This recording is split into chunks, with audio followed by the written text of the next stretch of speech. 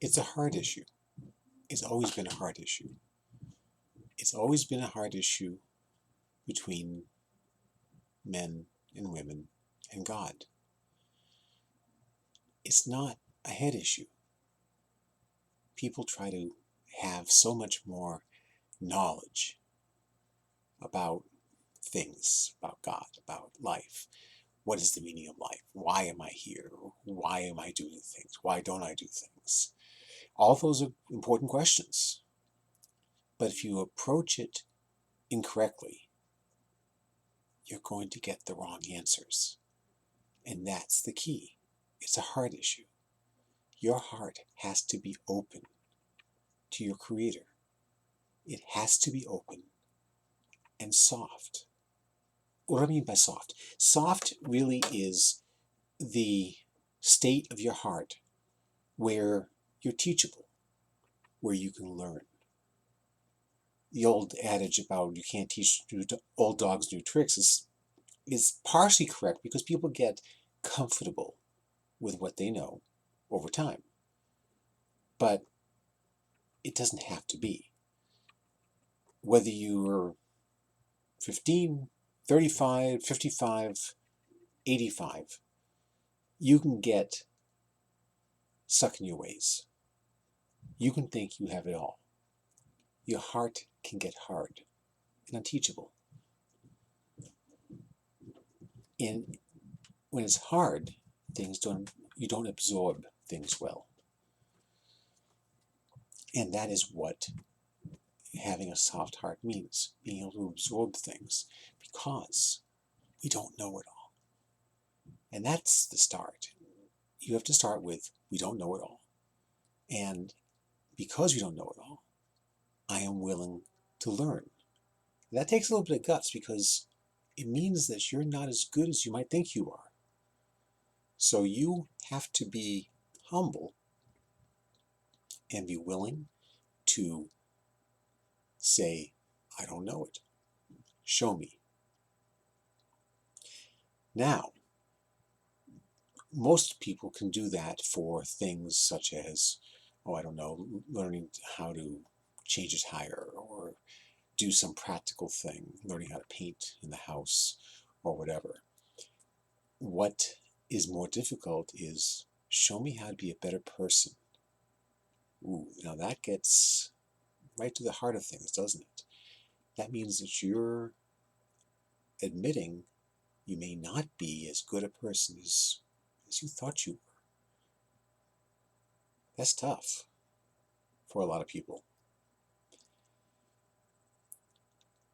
And then you also have to be willing to change.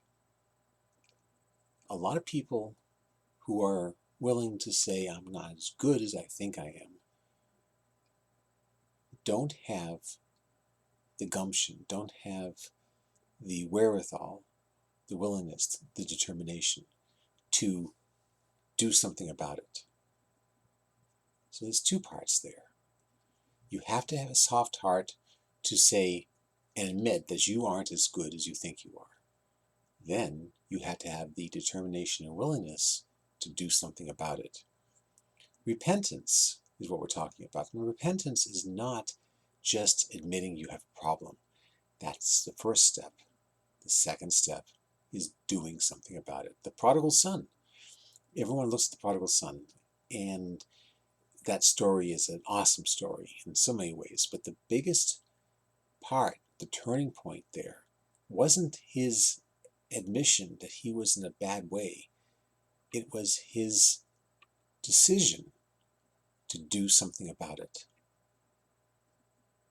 And that's why it's a heart issue. He had to have a heart to not only look at his situation and admit it's not good. Here's this Jewish boy feeding pigs. And if anyone understands Jewish rules and regulations, that's not good. And you have a person in a bad situation, realizing it's a bad situation, and then determining to do something about it. And not doing it because they are the great person, that they can do it all. Because by their trying to do it all, they got into that mess in the first place.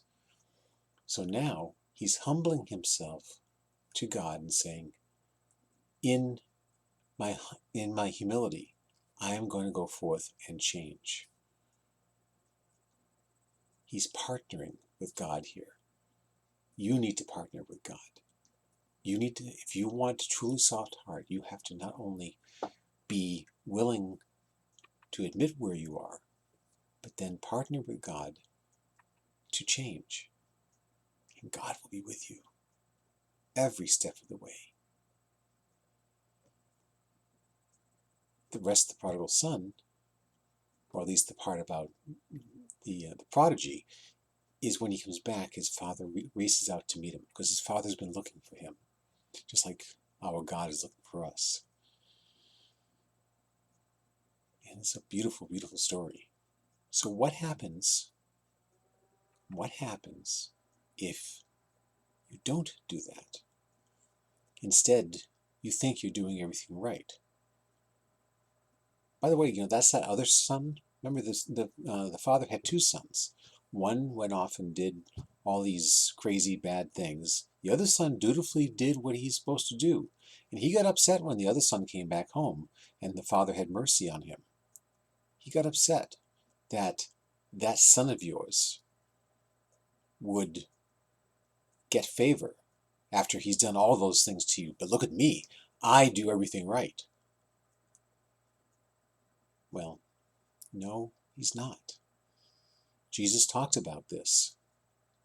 So many people are going to say, when the end time comes, Lord, Lord, have I not done all these beautiful things for you?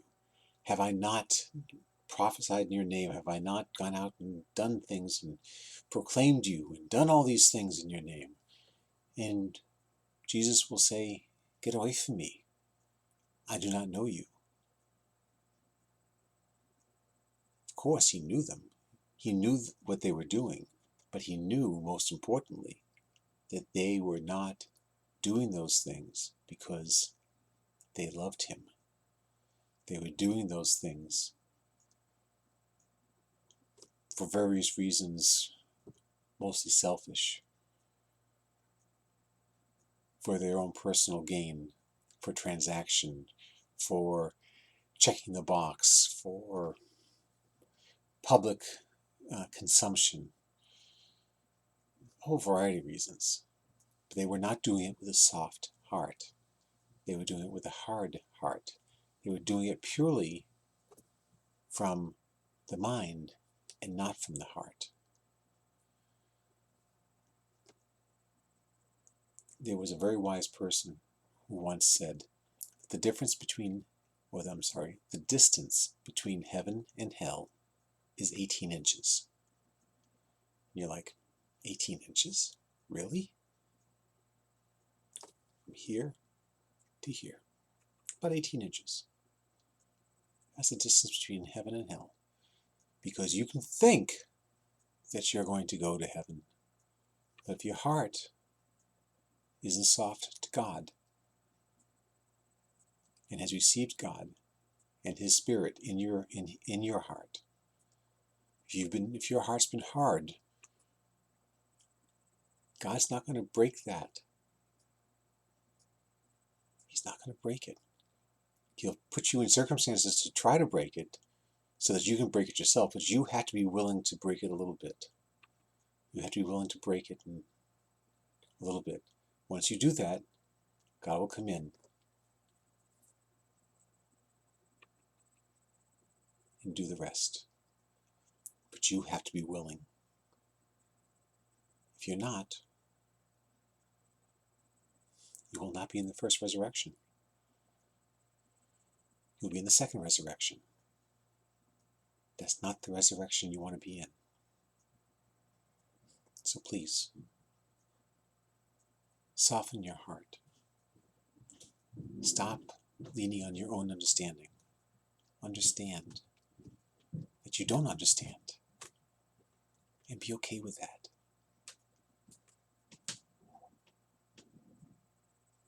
Lean on God. Lean on Him. He loves you. He loves you so very much. Lean on Him, and He will hold you. And He will protect you. And He will bring you home when the time is right. And you'll be with Him for eternity.